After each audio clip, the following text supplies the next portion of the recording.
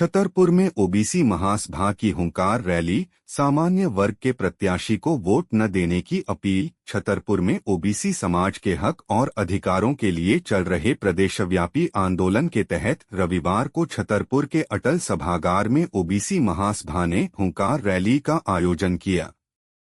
इस दौरान मंच से ओबीसी नेता विनोद पटेल ने समाज के लोगों से अपील की कि आगामी चुनावों में अगर कोई सामान्य वर्ग का उम्मीदवार वोट मांगने आता है तो उसे वोट न दें।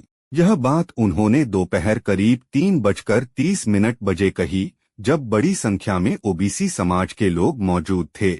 सभी ने एक स्वर में ओबीसी समाज को एकजुट होने की अपील की और कहा कि ओबीसी समाज एकजुट हो जाए तो हम बिना पार्टी के भी सीटें जीत सकते हैं।